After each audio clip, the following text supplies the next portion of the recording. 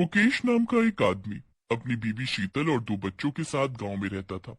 जब इस साल गांव में बारिश नहीं हुई तो सूखा पड़ गया और सारी फसल बर्बाद हो गई। अरे शीतल, देखो ना, सारी फसल तो सूख गई है। मुझे कुछ भी समझ में नहीं आ रहा है कि इस बार हम घर कैसे चलाएंगे। हाँ जी, बात तो सच में बहुत परेशानी की है।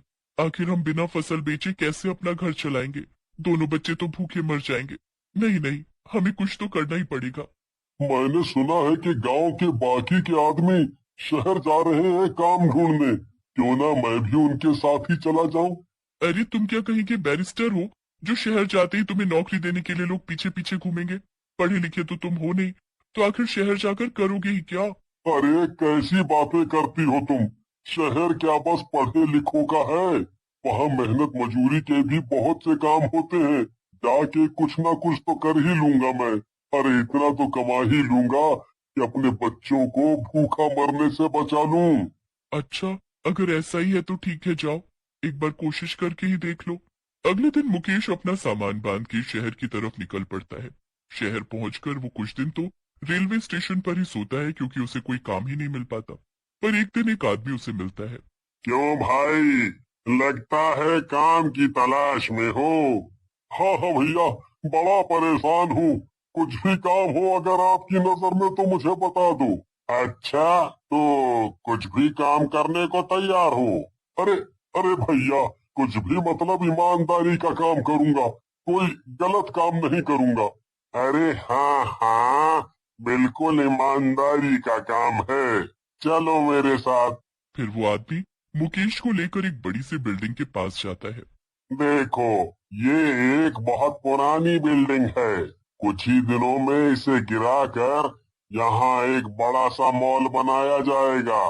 तो जब तक इसे गिराया नहीं जाता, तुम्हें यहाँ ही देखभाल करनी है। और हाँ, ज्यादा सवाल जवाब नहीं करने हैं। और यहाँ किसी से बातचीत तो बिल्कुल भी नहीं करनी है। बस खाली चौकीदारी करनी है। अरे हाँ हाँ भैया, आप एकदम बेफिक्र हो जाइए। मैं अच्छे से संभाल लूंगा सब। फिर अगले ही दिन से मुकेश काम पर लग जाता है। दिन भर वो आराम से बिल्डिंग की चौकीदारी करता है और रात को वहीं अपना डेरा डालकर सोने की तैयारी करता है। जैसे ही वो सोने वाला था, उसकी आंख अचानक से किसी की आहट से खुल जाती है। अरे ये किसकी आहट है? यहाँ तो दूर दूर तक कोई नहीं आता जाता। तभी मुकेश को एक बहुत ही मनमोहक औरत अपनी तरफ आते हुए दिखाई देती है। मुकेश उसको देखकर कुछ पल के लिए खो सा जाता है। फिर वो खुद को संभालता है और उससे पूछता है। अरे मैडम, कौन है आप? और यहाँ क्या कर रही हैं? वो भी इतनी रात गए? मेरा नाम ईशा है। दरअसल मेरा घर यहीं पास में है।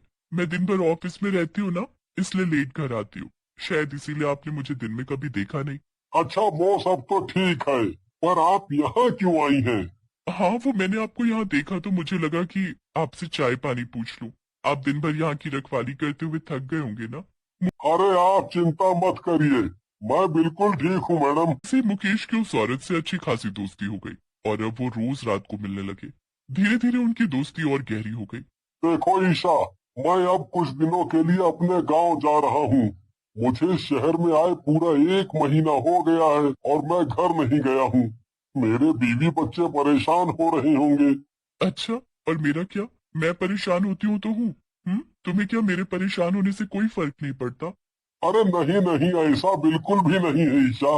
मैं बहुत जल्द वापस आऊंगा, वादा। ईशा मुकेश को बहुत रोकती है पर फिर भी वो अपने गांव चला ही जाता है। गांव जाकर भी मुकेश का मन ईशा की यादों में लगा हुआ था। उसकी बीवी को उस पर शक हो जाता है। मुकेश एक हफ्ते में ही वापस शहर जाने की जिद करने लगता है। अरे ये क्या है? तुम तो कहे थे कि पूरे 15 दिन रुकोगे। अब ये एक हफ्ते में ही क्यों भागे जा रहे हो? हाँ। अरे अगर मैं ऐसे ही छुट्टी करूंगा तो नौकरी कौन करेगा? और कमाएंगे नहीं तो खाएंगे क्या? अच्छा, पर मुझे तो दाल में कुछ और ही काला लग रहा है। कहीं किसी से कोई चक्कर वक्कर तो नहीं चल रहा तुम्हारा शहर में? शीतल की ऐसी बात सुनकर मुकेश सकपका जाता है। अरे अरे, पागल हो गई हो क्या? ये भला क्या बकवास कर रही हो? चलो हटो, मेरा दिमाग मत खराब करो। जाओ यहाँ से, मुझे देर हो रही है। फिर मुकेश शीतल को उल्टा सीधा बोलकर वापस शहर की तरफ निकल पड़ता है। लेकिन शीतल उसके पीछे पीछे शहर आ जाती है। मैं भी तो देखूं, आखिर ऐसी कौन सी नौकरी है जिसको करने के लिए मेरे पतिदेव इतना बेचैन हो रहे हैं। शीतल चुपचाप मुकेश के काम करने वाली बिल्डिंग में जाकर छुप जाती है और वहीं से मुकेश की हरकतों पर नजर रखती है। ऐसे ही रात हो जाती है और फिर शीतल को कुछ ऐसा दिखता है कि उसके पैरों तले जमीन ही खिसक जाती है। वो देखते हैं कि एक चुड़ैल बिल्डिंग के पीछे एक बड़े से बर्तन में कुछ उबाल रही थी और जोर जोर से हंस रही थी। वो चुड़ैल इतनी डरावनी थी कि उसे देखकर शीतल की चीख निकल गई। तभी मुकेश भी भागता भागता वहां आ गया। अरे शीतल, तुम यहाँ क्या कर रही हो? हाय राम राम राम राम राम, ये क्या देख लिया मैंने। अरे उधर तो देखो, कितनी भयानक चुड़ैल खड़ी है सामने। उस चुड़ैल को देखकर मुकेश की भी सिट्टी पिट्टी गुम हो गई। अरे बाप रे, कौन है ये भूतनी? अरे मैं क्या जानू, तुम करते हो इस भूतिया बिल्डिंग में काम। तुम बताओ कौन है ये। मैं तो यहाँ तुम पर नजर रखने आई थी कि कहीं तुम्हारा किसी से चक्कर वक्कर तो नहीं चल रहा। तब तो बिल्कुल सही जगह आई है, क्योंकि इसका चक्कर तो मुझसे ही चल रहा है। क्या? हे भगवान, अरे पागल आदमी, तुमने भूतनी से चक्कर चला लिया। अरे तुम्हारा दिमाग खराब हो गया है क्या? क्या मैं पागल हो गया हूँ जो ऐसा करूंगा? अरे नहीं मुकेश, मैं वही हूँ, तुम्हारी ईशा, जिससे तुम रोज रात देर तक बातें करते थे। क्या? तो तू भूतनी है? हाँ, और मैं इसी बिल्डिंग में रहती हूँ, इसलिए कोई इस बिल्डिंग में रहने नहीं आता और इसे गिराने वाले हैं। मेरी आत्मा को शांति नहीं मिली है और मैं सालों से यहाँ भटक रही हूँ। जब तक कोई मेरे लिए अपनी जान की बलि नहीं चढ़ाता, तब तक मुझे शांति नहीं मिलेगी। फिर तू यहाँ आया और तुझे मैं अच्छी लगने लगी। मैं रोज तुझे ये चाय पिलाती थी जिसमें मेरा जादू टोना था, ताकि तू धीरे धीरे मेरे वश में आ जाए और मैं तेरी बलि चढ़ा दूं। जैसे ही तू मेरे वश में आने वाला था, तूने गांव जाने की जिद पकड़ ली।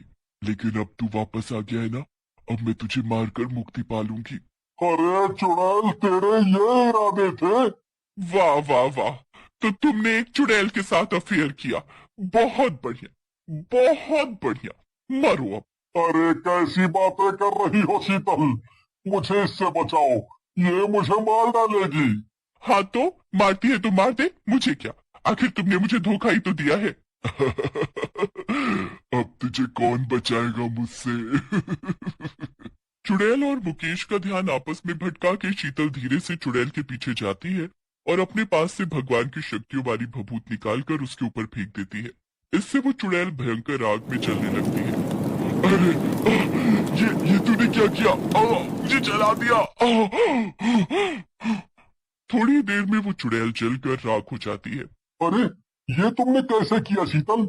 अरे ये पूजा की भभूत तो मैं इसलिए लेकर आई थी कि इससे तुम्हारी सब बुरी शक्तियों से रक्षा होगी, लेकिन मैंने नहीं सोचा था कि ये इस चुड़ैल को मारने के काम आ जाएगी। मुझे माफ कर दो शीतल, मैंने अपनी जिंदगी का सबसे बड़ा सबक सीख लिया है। मैं अब ऐसी गलती दोबारा कभी नहीं करूंगा। हाँ। फिर शीतल मुकेश को माफ कर देती है और वो लोग खुशी खुशी एक नई जिंदगी जीने लगते हैं।